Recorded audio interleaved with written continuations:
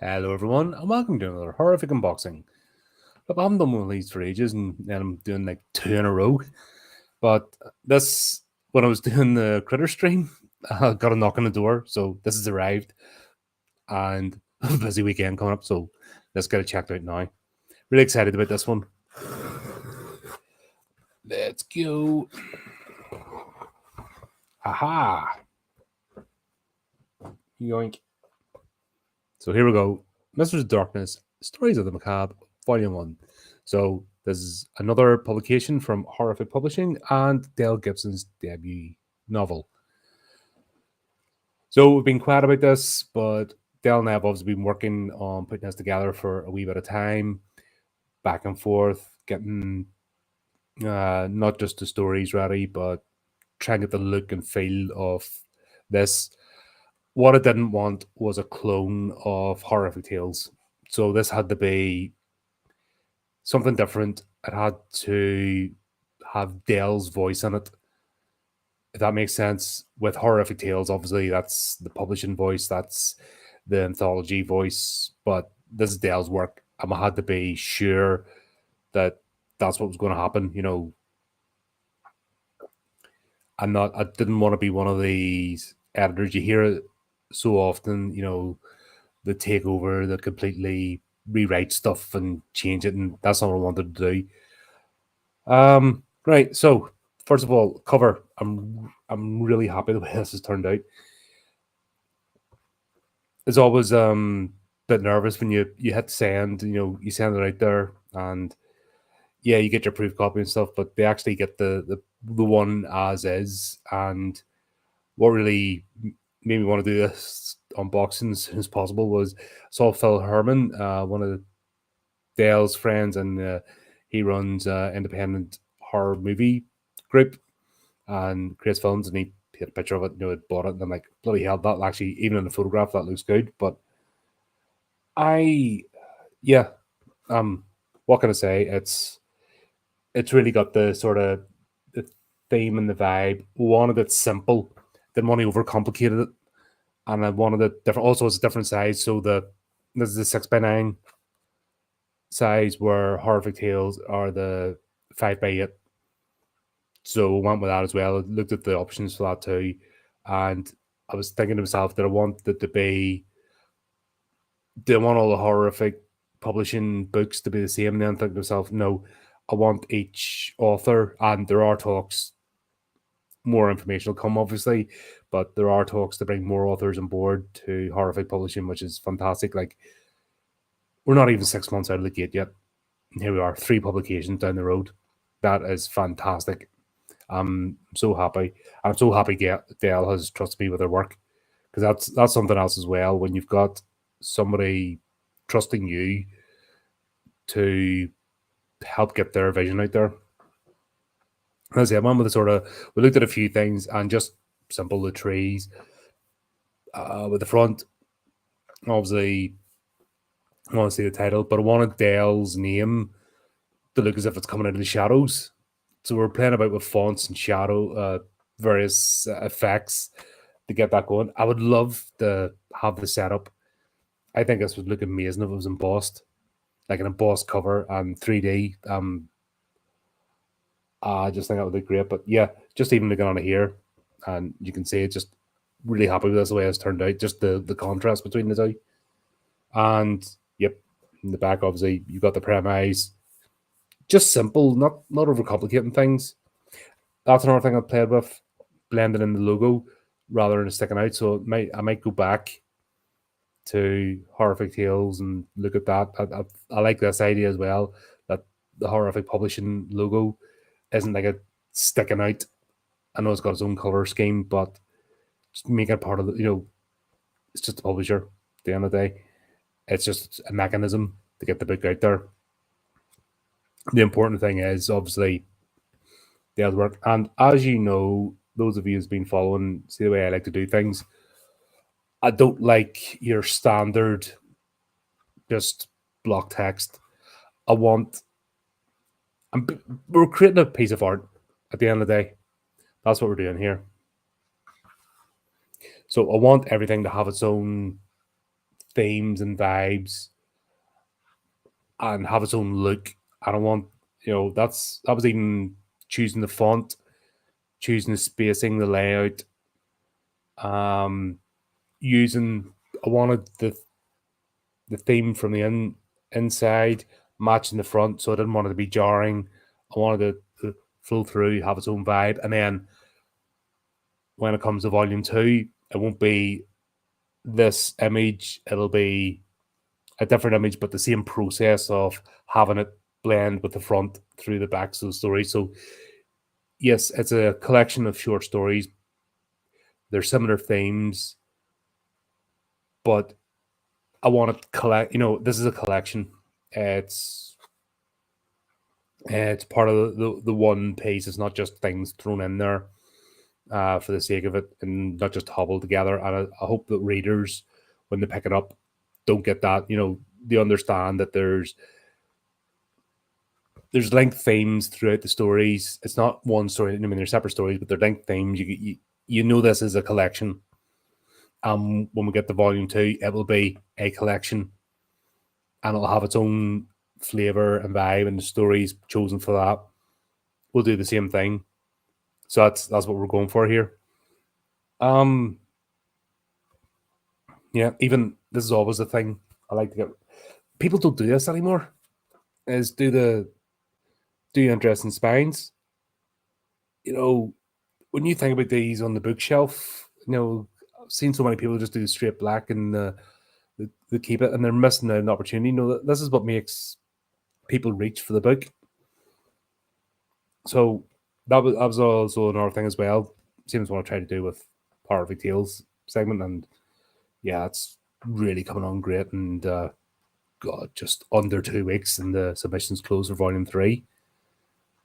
Oh, Crystal. No, hey man, I'm fed and watered now. And when we were doing the previous stream, this came in, so may as well get it done. But there you go. So there's 10 stories in this. Some of them, one or two of them, are actually featured on the channel in the Horrific Tales segment. Obviously, you can work out which one. So you've got, like, if you want to listen to a couple, Raid Fiction, they're on the channel.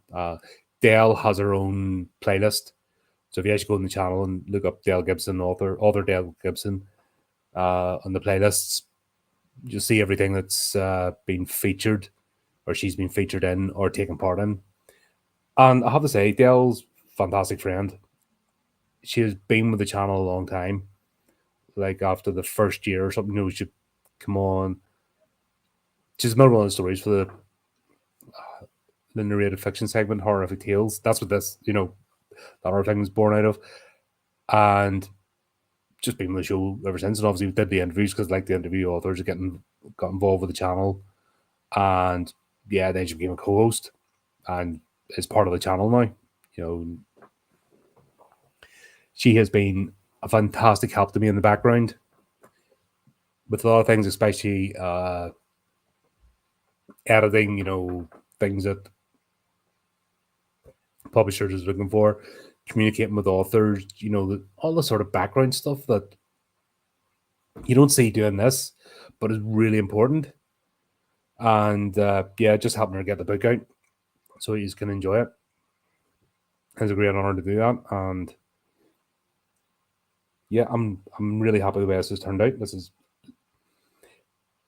got a nice it's a Century Gothic font, which is very clean. It's a very clean font.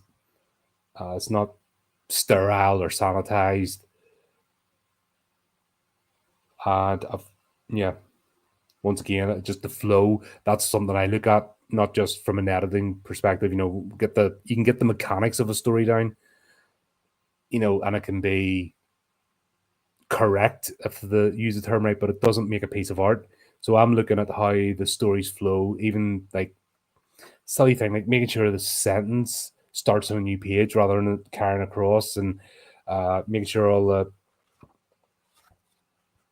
the new stories start in the same way. So when you're reading through, you're not looking back here for a start of a story, or it's not halfway through. And things like that just helps you just get immersed. I think I know what I like to read, and I know that if something is, I don't know, feels clunky or thrown together, you kind of don't get with it. And also the stories and the order of the stories, so that you're not reading the same thing 2 or 3 times. You're not you're getting something different just to refresh yourself, and keeping also, there's other stories that didn't go in this one, but we'll keep for the next one. And yeah, because wouldn't fit as well. That's a different flavor, different. Trying to think, flip I can't speak. I've been speaking too much. That's the problem. Um, Different tone. That's what we're hoping to do. So there you go. That is that. I just want to come on and do this quickly. Really happy with this. Honestly, it looks great. And Dale and I are going to be doing a celebration stream this Saturday. So get together, and then we'll talk more in depth about the stories themselves without spoilers, and the process, and how you basically tackle one of these things. And also we'll talk about the collaboration, because me talking from my side, but we'll talk both the sort of the back and forward and what you have to do, and how a partnership like that works, and how to make it work, and how things to avoid, so it doesn't go wrong. Because I've seen this as well in the sort of writing world, and some of the small press studios that well, most of them are gone that had the problems. But I've been at obviously been involved with stuff for years now, and I've seen proper blow ups. I've seen authors getting treated a certain way, getting shafted out of money, all that kind of gnarly stuff, and people taking credit for their work and doing this and doing that, and just creating bad feelings. And one thing I promised myself, I would never be that person. And that was the whole motivation, I think. And also it's the worst time as well. Like, we're in an economic downturn, like basically recession at the moment, and I still start a business. Flip sake, is your head right, Colin? But I just felt like it was something I had to do. I felt like putting this out there, and I've talked to so many people over the years of this podcast, and it's the same thing as just getting that opportunity, getting things out there. And also, I've learned a lot of the technical stuff in the background, because this isn't just available on Amazon, by the way. It's multiple platforms, and the wholesalers and everything else. So that's a whole swath of just getting that extra umph out there. Not just relying on print and demand sales, but actually trying to get stuff physically in the bookstores, which is an ongoing process right now. But this is all. It might feel like I'm racing at the moment, but there is a plan. It's not chaotic. I'm not just throwing these out for the sake of it. The plan is 2026 to start hitting the author conventions. So I want the collection, as many publications out this year, so it start actually hitting the ground and going out with horrific publishing, and then it will carry on. I don't think the pace is actually that severe.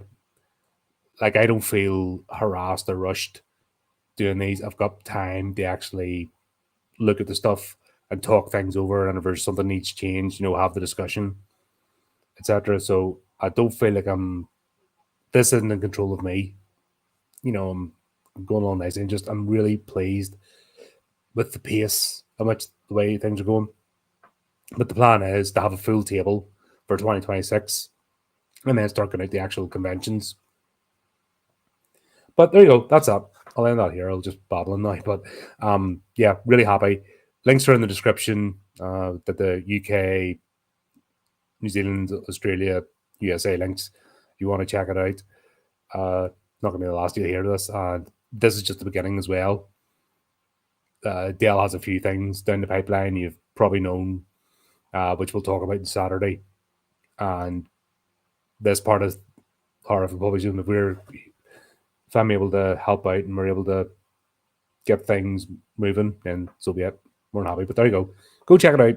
Really happy. And until next time, keep up to date on the channel, do the type of things, and remember to keep it creepy. keep it horrific.